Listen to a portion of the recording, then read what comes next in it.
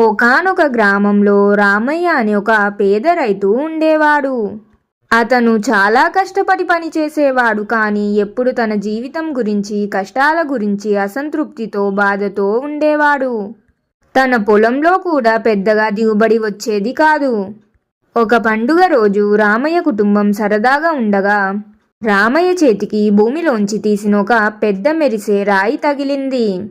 రాయి చాలా అందంగా అరుదుగా ఉండడంతో రామయ్య దానిని తీసుకువెళ్లి తన ఇంటి ఆరు బయట పిల్లలు ఆడుకునే చోట పెట్టాడు. అది చూసి రామయ్య భార్య ఇలా అంది, ఏవండి, ఎప్పుడు చూడని రాయి ఉంది, ఇది ఎక్కడ దొరికింది, ఎందుకు ఇక్కడ పెట్టారు అని అడిగింది. రామయ్య నవ్వి, ఏముంది, మట్టిలో దొరికిన మామూలు రాయి, మెరుస్తూ ఉంది కాబట్టి పిల్లలు ఆడుకోవడానికి పనికొస్తుందిలే అని దీన్ని ఇక్కడ పెట్టాను అని ఆ రాయిని పట్టించుకోకుండా అక్కడ పెట్టేశాడు.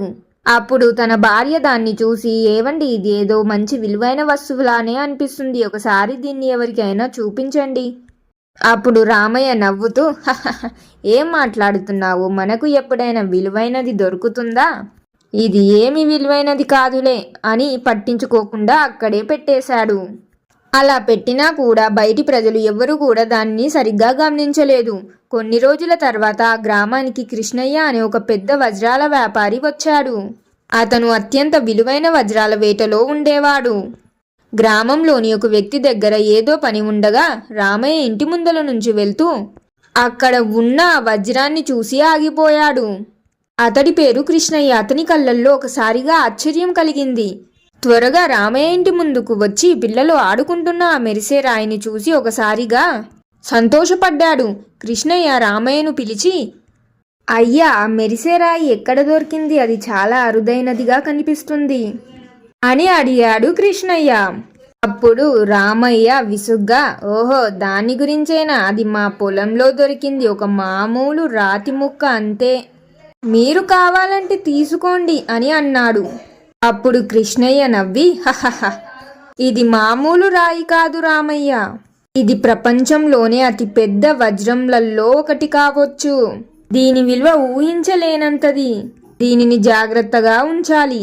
రామయ్య నమ్మలేదు. ఏంటి మీరు చెప్పేది, ఇంతకాలం నేను దీన్ని ఇలా పెట్టేశాను, నా పిల్లలు దీనితో ఆడుకున్నారు, అది వజ్రం అయితే ఇక్కడే ఎందుకు ఉంటుంది, ఎవరైనా దీనిని తీసుకుని వెళ్ళిపోయేవారు అని అనుమానం వ్యక్తం చేశాడు. కృష్ణయ్య రామయ్యను నమ్మించడానికి వెంటనే దగ్గరలోని పట్టణంలో ఉన్న ఒక నిపుణుడు దగ్గరికి తీసుకెళ్లాడు. నిపుణుడు ఆ రాయిని నిశితంగా పరిశీలించి, ఇది నిజంగానే ఒక అద్భుతమైన అతి పెద్ద వజ్రం, దీని విలువ మీ కష్టాలన్నిటినీ తీర్చగలదు అని ధృవీకరించాడు. అప్పుడు రామయ్య కళ్ళు తెరుచుకున్న, ఇంతకాలం తన ఇంటి ముందు పిల్లల ఆట వస్తువుగా పడి ఉన్నది మామూలు రాయి కాదని, తన తలరాతను మార్చగల వజ్రమని తెలుసుకున్నాడు. అప్పుడు రామయ్య కృష్ణయ్యతో అడిగాడు, ఇంత పెద్ద వజ్రం అన్నప్పుడు నువ్వు దీనిని తీసుకొని వెళ్ళిపో అనగా ఎందుకు తీసుకుని వెళ్ళలేదు?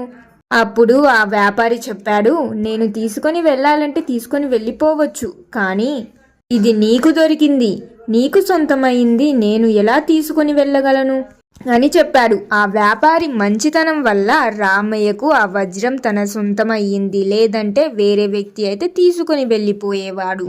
దాంతో రామయ్య ఆ వజ్రాన్ని ఆ వ్యక్తికే అమ్మాడు.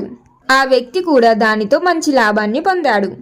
అప్పటి నుండి రామయ్య నేర్చుకున్నది ఏమిటంటే, మన దగ్గర ఉన్న కొన్ని వాటిని తక్కువ అంచనా వేయకూడదు, ఎందులో ఏముంటుందో తెలియనిది ఏది కూడా మన నిర్ణయం తీసుకోకూడదు, ప్రతి దానిని జాగ్రత్తగా పరిశీలించాలి, ఏ దానిలో ఎటువంటి వజ్రం ఉంటుందో తెలియదు.